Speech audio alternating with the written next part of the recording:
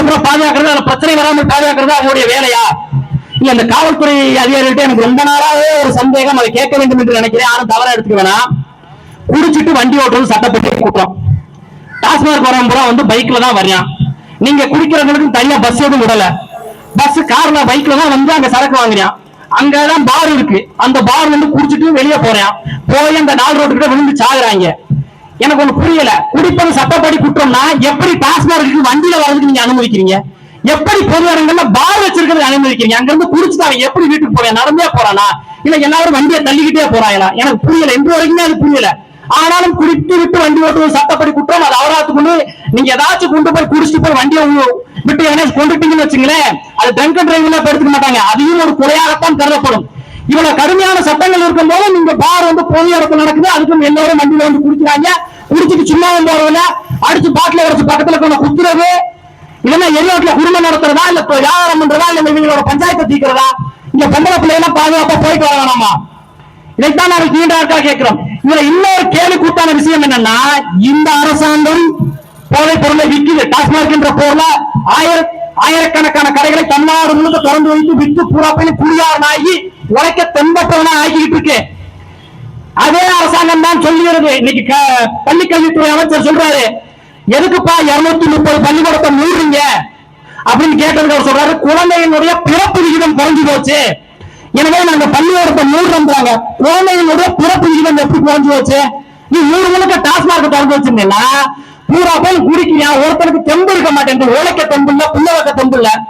அந்த காலத்துல நம்ம தாத்தன் பாட்டன் பூரா கண்ணு குடிச்சான். கண்ணை நல்லா குடிச்சுட்டு மதியம் மொட்டை வெயில்ல வந்து ஏக்கர் கணக்கில் வரப்பு வெட்டியா தண்ணி பாய்ச்சினா மாடம். இன்னைக்காச்சும் டிராக்டர் அன்னைக்கு அழுத்து குடிச்சு ஏறு குடிச்சு விழுவியான். பொம்பளை ஆளுங்க கூட குடிச்சா 1 ஏக்கருக்கு வந்து களை எடுத்தாங்க. இன்னைக்கு எந்த பொம்பளைக்கும் ஒரு இடுப்ப தெம்பு இல்ல, இன்னுக்கு நடக்க முடியல, பிள்ளை வைக்க முடியல, பூரா வந்து அறுத்துதான் எடுக்கிறாங்க. ஆஸ்பத்திரி எந்த ஆஸ்பத்திரி போனாலும் அறுத்துதான் எடுக்கிறாங்க. அது 2 பிள்ளைக்கு ஒரு பிள்ளை பெற்றால பெரிய விஷயம், 2வது பிள்ளைலாம் ரொம்ப சிரமம். ஆம்பளைகளுக்கு ஒண்ணும் இதெல்லாம் என்னடா அப்படி பொதுவெல்ல உண்மைதான். தமிழர்களுடைய எண்ணிக்கை குறைஞ்சு போச்சு. பயப்படணும், சிரிக்கிறதுக்கான சொல்ல. தமிழர்களுடைய எண்ணிக்கை மக்கள் தொகை குறைஞ்சு போச்சு. தமிழ்நாட்டுல இருக்கக்கூடிய வேலை பார்க்கறதுக்கு ஆள் இல்ல. பள்ளிக்கூடத்துல பிள்ளை வச்சு பள்ளிக்கூடத்தை போடுறான். பூரா இந்திக்காரன் வந்து உட்காந்துருக்கான். இது அடுத்த 6 லட்சம் பிஆர் காரனுக்கு தமிழ்நாட்டுல ஓட்டு கொடுக்க போறான். பிஆர் காரன் இங்க இருக்கக்கூடிய திமுகவுக்கோ அதிமுகவோ நாம் தமிழர் கட்சிக்கு இல்ல விஜய்க்கு ஓட்டு போட நினைக்கிறியா? பிஜேபிக்கு தான் ஓட்டு போடுறான்.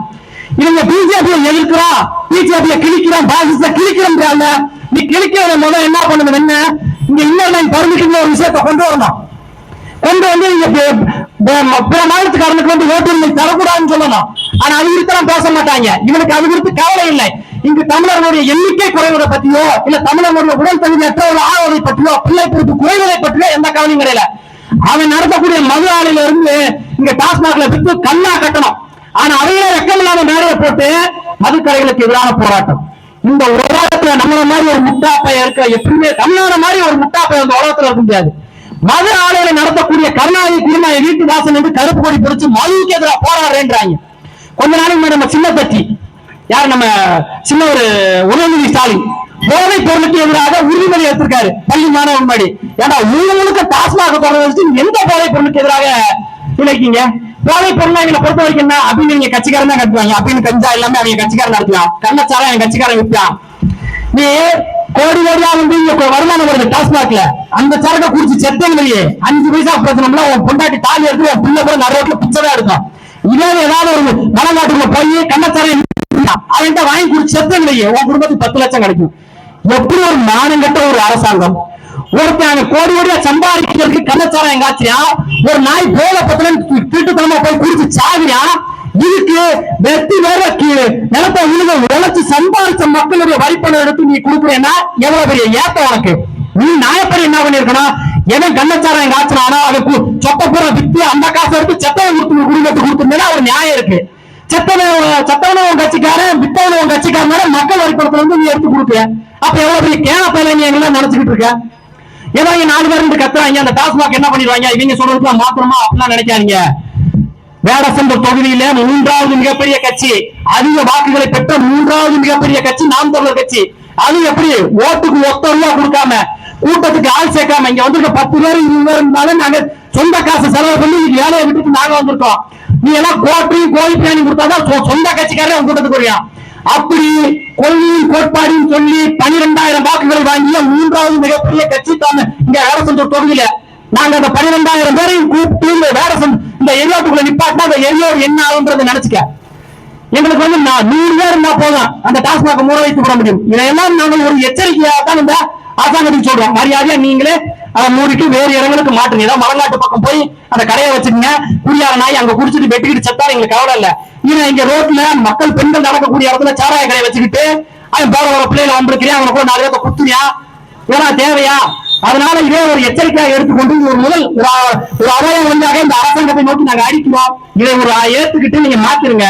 இல்லை நான் அடுத்த போராட்டம் இங்க நடக்காது, அந்த டாஸ்மாக் முன்னாடிதான் நடக்கும். நாங்களே போய் இந்த திண்டுக்கல் தொழில்பேட்டையில நல்ல பெரிய பூண்டா வாங்கிட்டு வந்து அந்த கடையை போட்டு மூடிட்டு அங்கேயே உட்காந்துட்டு இருக்கோம். அதிகபட்சம் என்ன பண்ணுவேன், எங்களை தூக்கி ஜெயில தான் போடுவேன். அதுக்கு நாங்க தயார்.